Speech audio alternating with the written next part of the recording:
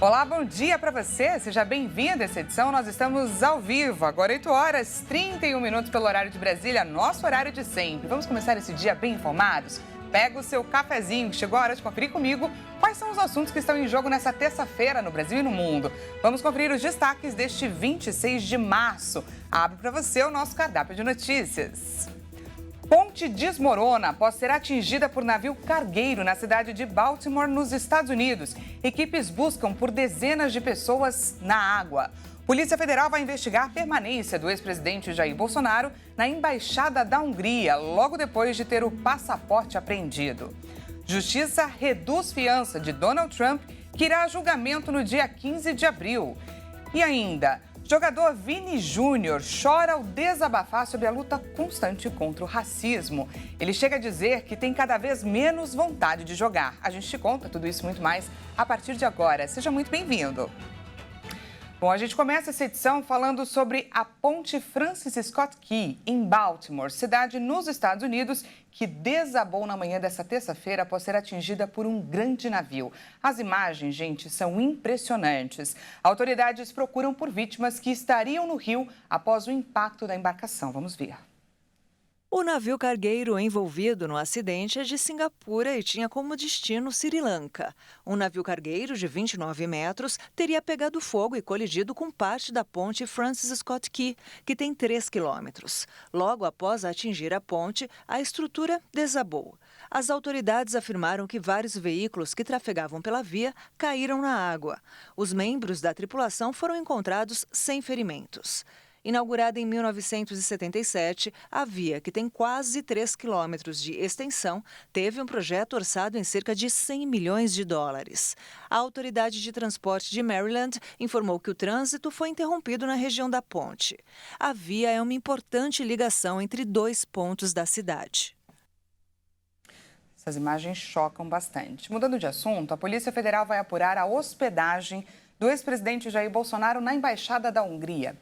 Segundo o jornal norte-americano The New York Times, ele ficou no local por 2 dias, isso no mês de fevereiro. O ministro Alexandre de Moraes deu 48 horas para que Bolsonaro se explique sobre essa hospedagem. A Polícia Federal vai verificar se Bolsonaro violou alguma das restrições impostas pelo Supremo Tribunal Federal ao ficar hospedado na Embaixada da Hungria, em Brasília, entre os dias 12 e 14 de fevereiro. A estada aconteceu poucos dias após a deflagração da Operação Tempus Veritatis, que investiga a existência de uma suposta organização criminosa que teria atuado numa tentativa de golpe de Estado no Brasil. A hospedagem de Bolsonaro na embaixada foi revelada nesta segunda-feira pelo jornal norte-americano The New York Times. A matéria do Jornal dos Estados Unidos sugere que Bolsonaro, alvo de investigações criminais, tentou fugir da justiça, já que o ex-presidente não pode ser preso em uma embaixada estrangeira que o acolheu porque está legalmente fora do alcance das autoridades nacionais.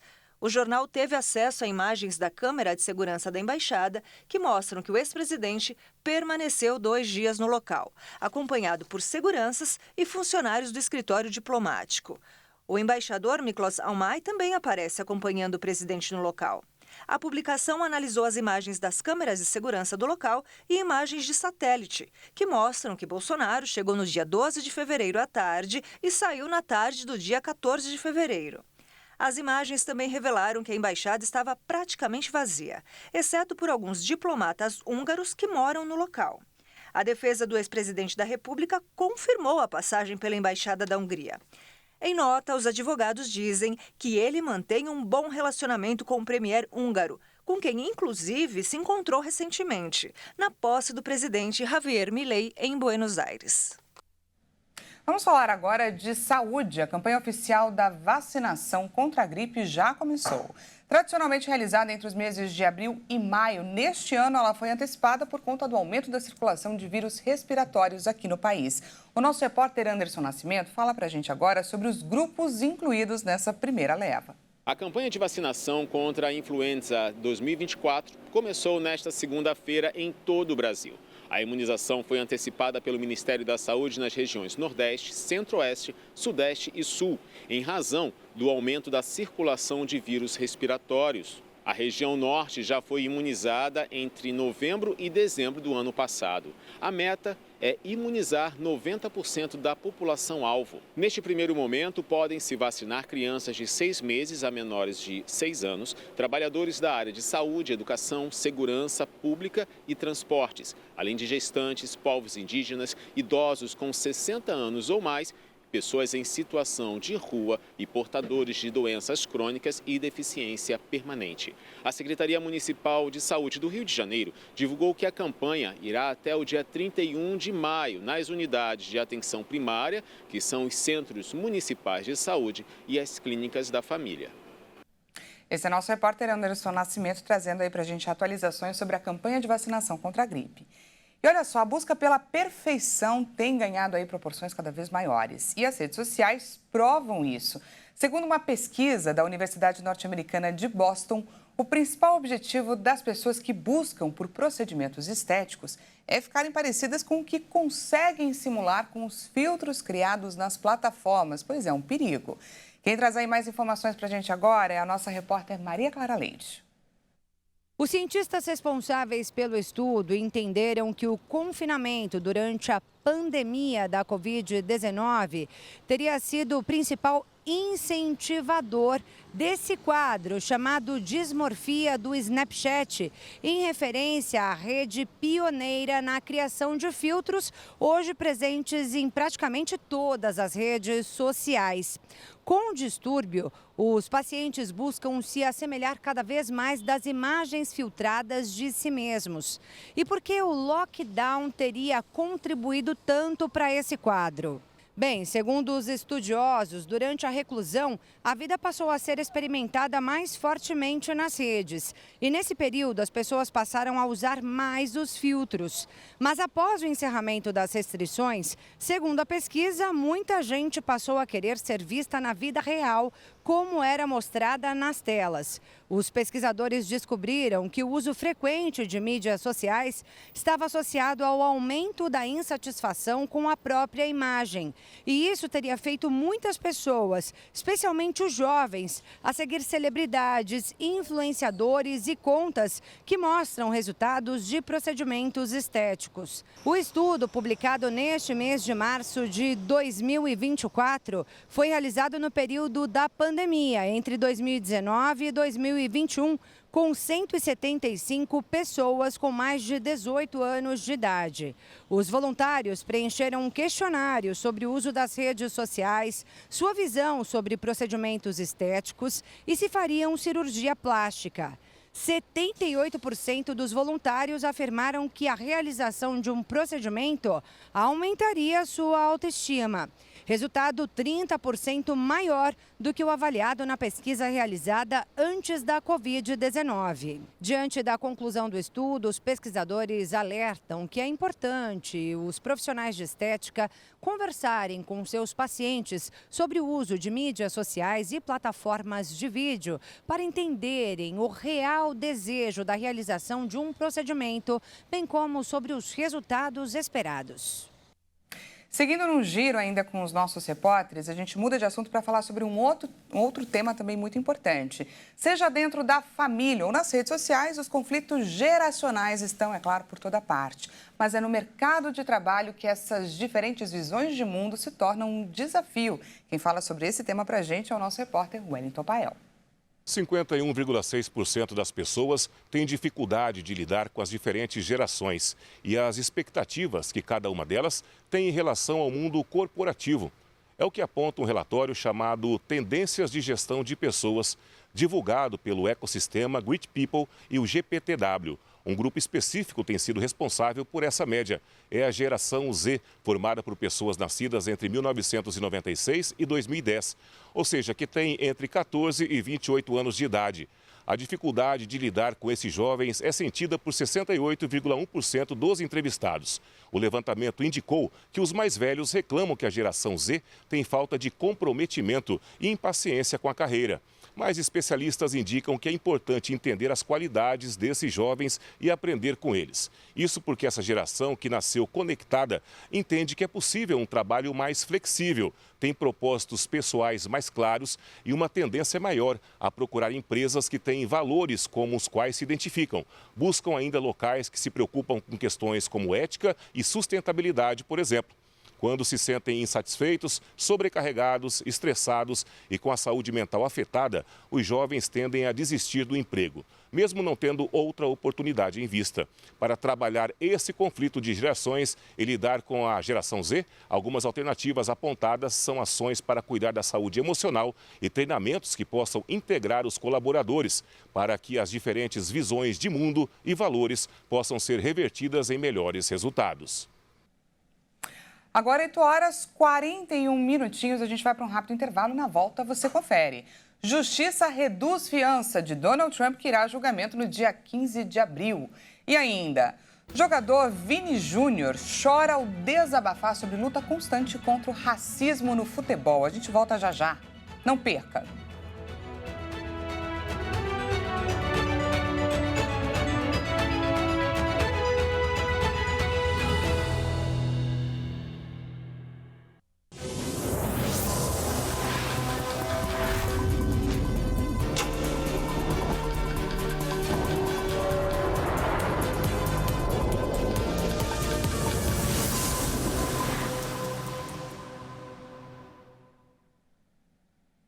Seja bem-vindo mais uma vez, nós estamos de volta e ao vivo, 8h44 minutos pelo horário de Brasília. Trazemos mais destaques dessa terça-feira para compartilhar com você.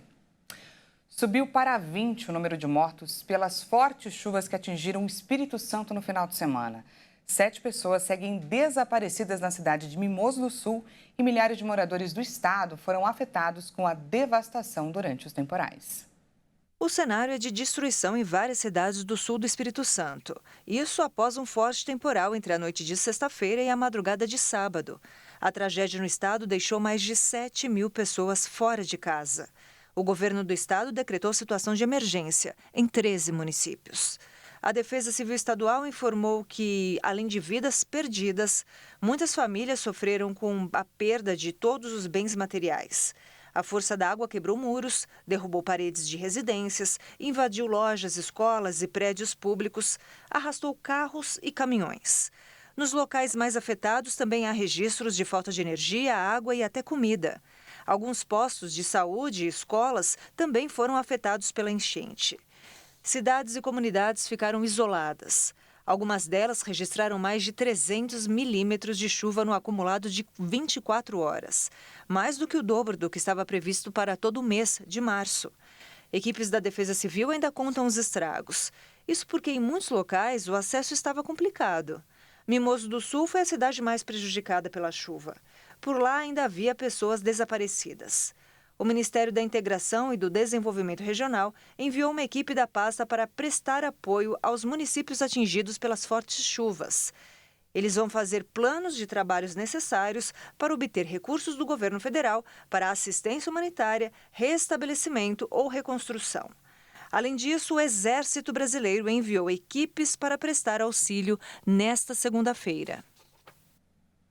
Vamos agora de destaque internacional. Em um relatório divulgado nesta segunda-feira, a relatora especial das Nações Unidas sobre direitos humanos nos territórios palestinos, Francesca Albanese, afirmou que Israel comete atos de genocídio em Gaza. Já Israel chamou essas conclusões de inversão obscena da realidade. A relatora destaca que a índole e a escala do ataque israelense contra Gaza e as destrutivas condições de vida que desencadearam revelam uma tentativa de destruir os palestinos fisicamente como grupo. O relatório será apresentado nesta terça-feira ao Conselho de Direitos Humanos da ONU em Genebra.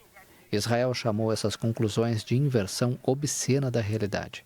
A missão diplomática de Israel em Genebra declarou que rejeita veementemente o relatório e considera suas conclusões uma mera extensão da campanha que busca minar o estabelecimento do Estado judeu. Já os Estados Unidos disseram que não tem nenhuma razão para acreditar que Israel tenha cometido atos de genocídio em Gaza, assegurou um funcionário americano à agência France Presse. O presidente russo Vladimir Putin falou sobre o atentado que vitimou 137 pessoas em um complexo de shows em Moscou. Em seu pronunciamento, o líder do Kremlin citou conexões com a Ucrânia e acrescentou que o massacre foi cometido por islamistas radicais, mas não mencionou o grupo Estado Islâmico, que de fato reivindicou a responsabilidade pelo ato. Sabemos que o crime foi cometido pelas mãos de islamistas radicais, cuja ideologia o próprio mundo islâmico luta há séculos. Putin também questionou por que eles queriam fugir para a Ucrânia. 4 homens compareceram ao tribunal no domingo e tiveram prisão preventiva ordenada pelo ataque. Acusados de terrorismo, os suspeitos podem pegar prisão perpétua. É importante responder à pergunta de por que os terroristas, depois do crime, tentaram ir para a Ucrânia. Quem os esperava lá? No fim de semana, Putin e seus serviços de segurança não mencionaram o envolvimento jihadista e falaram da conexão com a Ucrânia. No entanto, o governo de Kiev e países ocidentais negaram repetidamente qualquer envolvimento ucraniano no ataque.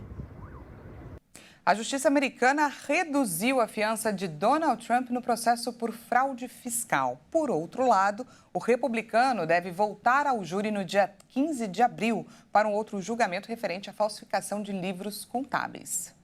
Uma corte de apelações do estado de Nova York reduziu para 175 milhões de dólares o valor da fiança que precisava depositar nesta segunda-feira pela multa de 355 milhões, somada a mais de 100 milhões em juros acumulados, a qual foi condenado por fraude fiscal. O empresário tem mais de 10 dias para depositar a nova fiança. O candidato presidencial republicano às eleições recebeu a notícia inesperada quando lhe foi fixada a data para sua próxima apresentação à Justiça Penal pelo pagamento de 130 mil dólares. O juiz Juan Merchan rejeitou os apelos dos advogados de Trump para atrasar o primeiro julgamento penal da história de um ex-presidente em pelo menos 90 dias e determinou que a escolha do júri comece em 15 de abril.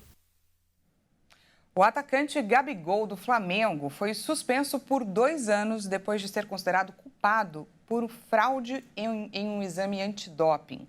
O jogador ainda pode recorrer à Corte Arbitral do Esporte. Por 5 votos a 4, o Pleno do Tribunal de Justiça Desportiva Antidopagem resolveu pela aplicação da pena ao atleta de 27 anos. Devido a questões técnicas, a suspensão começou a contar do dia 8 de abril de 2023, data em que o jogador descumpriu o protocolo de exames realizados no Centro de Treinamentos Ninho do Urubu. Gabigol, que a princípio estará liberado para voltar a jogar em abril de 2025, ainda pode recorrer à Corte Arbitral do Esporte na Suíça para tentar reduzir a pena. Em nota, o Flamengo se disse surpreso com a condenação de seu camisa 10 e afirmou que não houve fraude e nem tentativa. O clube rubro-negro também garantiu que vai auxiliar o atacante no recurso ao CAS. E um dos principais nomes da seleção brasileira e também do Real Madrid, Vini Júnior, desabafou nesta segunda-feira sobre as frequentes ofensas racistas das quais é alvo na Espanha. O atacante disse que sente cada vez menos vontade de jogar. A cada denúncia minha vem aumentando, é muito triste isso. O desabafo de uma jovem estrela. Ver o que realmente está acontecendo, que cada vez eu estou mais triste, cada vez eu tenho menos vontade de jogar. Mas eu vou seguir lutando. Vinícius, que se emocionou ao falar da luta contra o racismo, disse que a Espanha não é racista, mas que há sim muitos racistas no país europeu. O atacante afirmou que não pensa em deixar o Real Madrid, cujo estádio Santiago Bernabéu será palco do jogo desta terça. Eu nunca he pensado tanto de poder sair de aqui, porque se salgo de aqui, estou dando a todos os racistas o que realmente eles querem. E eu vou seguir aqui lutando, jogando no melhor clube do mundo, ganhando títulos, marcando muitos goles, para que as pessoas cada vez vão ter que ver mais minha cara. Nós sabemos que são a minoria, pessoas que vão a campo, de repente, com problemas internos e que jogam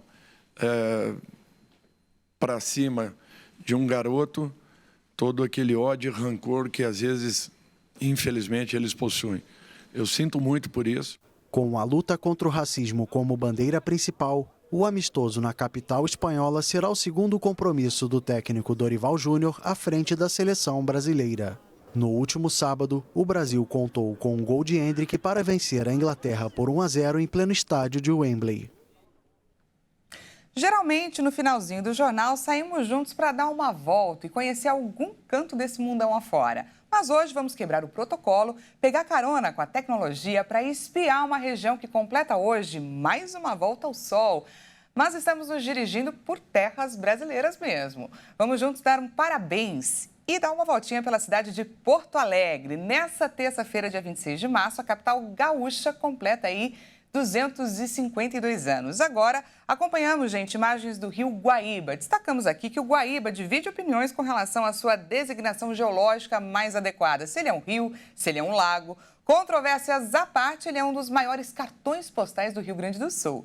Dando uma geral pela história rapidamente, em 1752, 60 casais portugueses chegaram ao Rio Grande do Sul e tudo se misturou entre diferentes línguas, cores e sabores. E o resultado foi a formação da capital não só de gaúchos, mas de gente aí do mundo inteiro. A nossa Porto Alegre. Desejamos um feliz aniversário à grande capital gaúcha.